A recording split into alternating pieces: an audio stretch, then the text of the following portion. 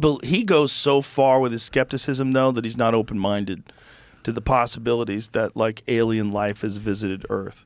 Like I'm not saying that it has, but he said, what is so interesting about us? Like we had an argument about it. One of the rare times I've ever disagreed with him. I'm we are so insane.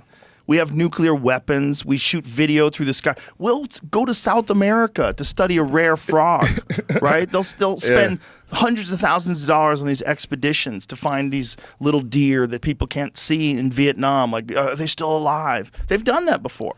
Like, you don't think that a curious alien would want to look at a species that's on the verge of changing what type of civilization it is?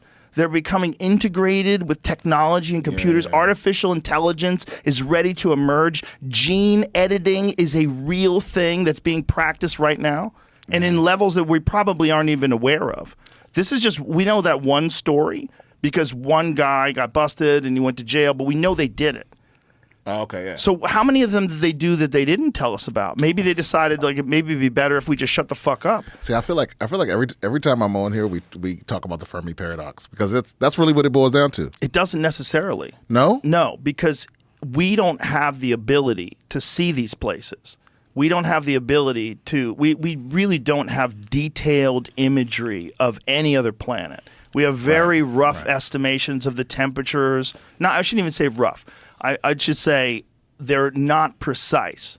Right? So we don't know exactly what it's like there. We don't know if there's life there. We don't know what kind of life that would be, like a life that could breathe a completely different environment, a different kind of air than we breathe, with different levels of gases. It's totally possible. If things breathe underwater. The only example we have is Earth. But even on Earth, we have so many variables. Things breathe under fucking water, man.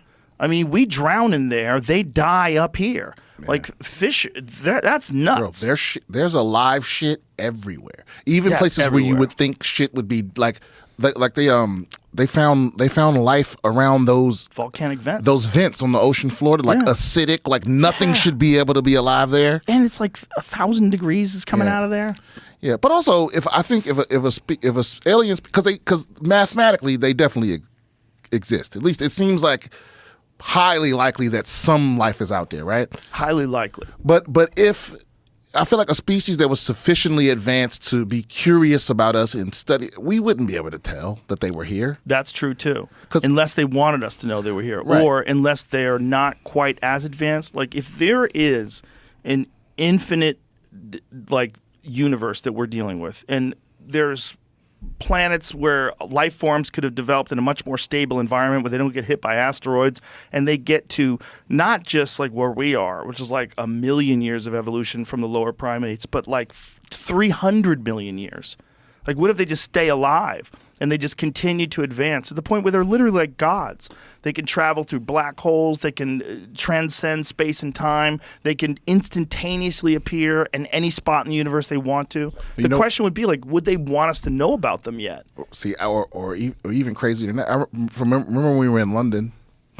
I was talking to Graham Hancock. Yeah, Graham Hancock. How great was that dinner? Oh, it was awesome. Graham Hancock and Guy Ritchie. Yeah, because I remember when he first started telling me about his theory, it was almost like he expected me to be like, shut your stupid ass. Like he expected me to react completely negative. Right. And he was shocked that I was like listening. And I'm like, no, I want to hear what you got to say. I don't know shit. Well, his theory is based on asteroidal impacts. Yeah, well, his combined with Randall Carlson's. Yeah, he said he thinks that there may have already been a more developed human species that got wiped out, and they could have sent someone to another place. It's totally possible that anyone who can build the pyramids could build anything.